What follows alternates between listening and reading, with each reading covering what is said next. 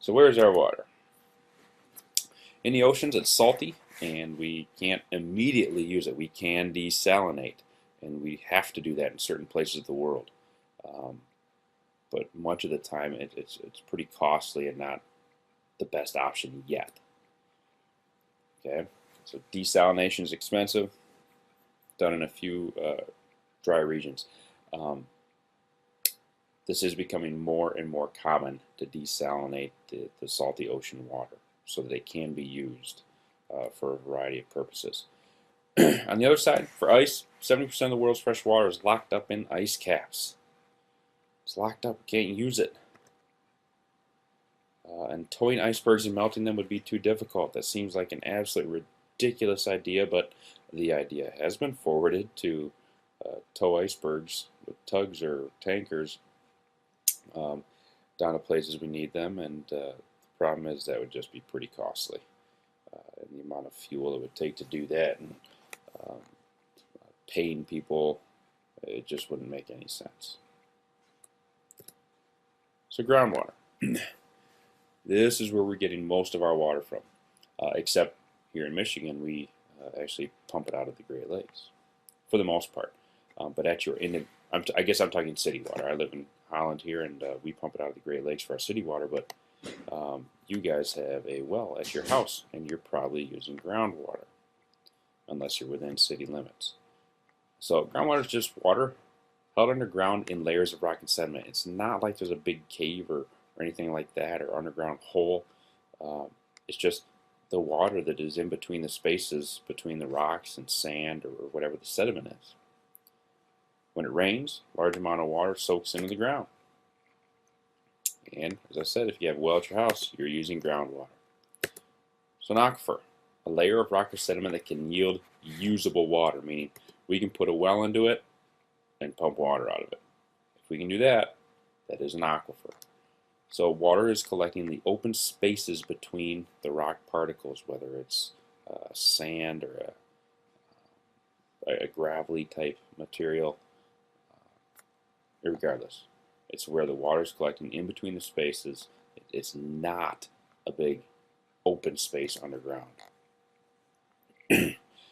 So if you're looking at this particular diagram, you can see up here on the surface we have a lake, some rivers, a spring-fed lake, I guess, and you see a few wells here. And you can see here it says the superficial aquifer, so near the surface.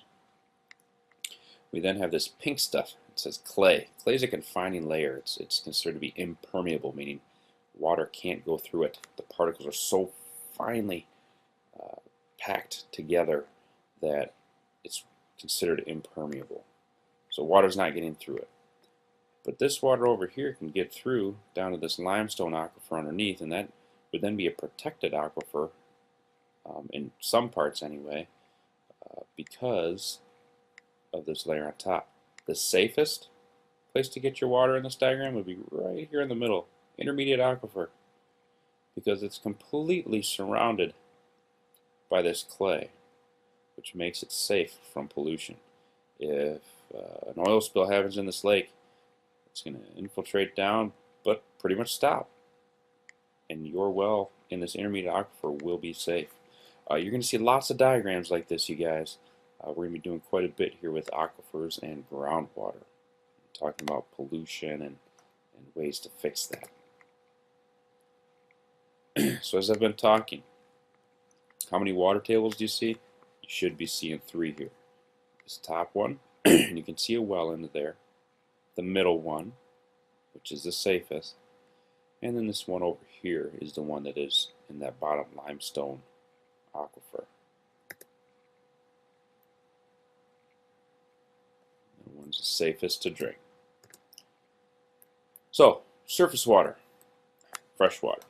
We have lakes, rivers, ponds, streams, wetlands, and reservoirs.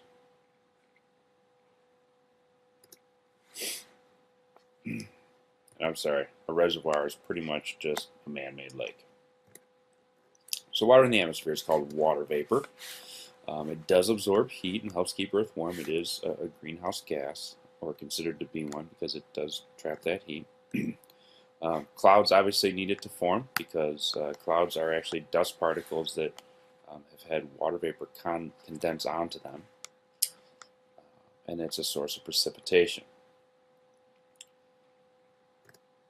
The water cycle is the water on Earth constantly being recycled through this. It evaporates from oceans, lakes, rivers, or the ground. In the summer, if we haven't had rain for a while, you notice the ground is really hard, almost like concrete or rock. And that's because the water has actually evaporated out of the ground. And it condenses in clouds, finally precipitating back to Earth. This is a good diagram. You guys will see this one again, I'll bet. And I think this may even be the first one that punches up on like Google Images. But the hydrologic or water cycle, just pick a place to start. We'll start here in the ocean maybe. And we get some evaporation. It will eventually condensate in the clouds. It can be stored in the atmosphere for some time until enough water has built up to precipitate back when it reaches the dew point in a certain area.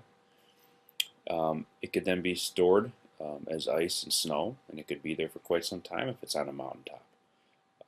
Or as snowmelt or runoff, right here, runoff into streams. You can see this little stream running through here down to this green area. It can infiltrate into the ground as groundwater. It can be stored there for a very long time. Groundwater flows just like a river on the surface, but obviously it's moving through the cracks and fissures in rocks and sediments like sand or gravel. So it's moving very, very slow. Very slow. That groundwater can recharge a surface water body. Just like here, groundwater discharging or recharging the ocean. But or a surface water body can't recharge groundwater. It just depends on where the water table is. We can also get transpiration right here. Transpiration is water leaving plants and moving up to the atmosphere.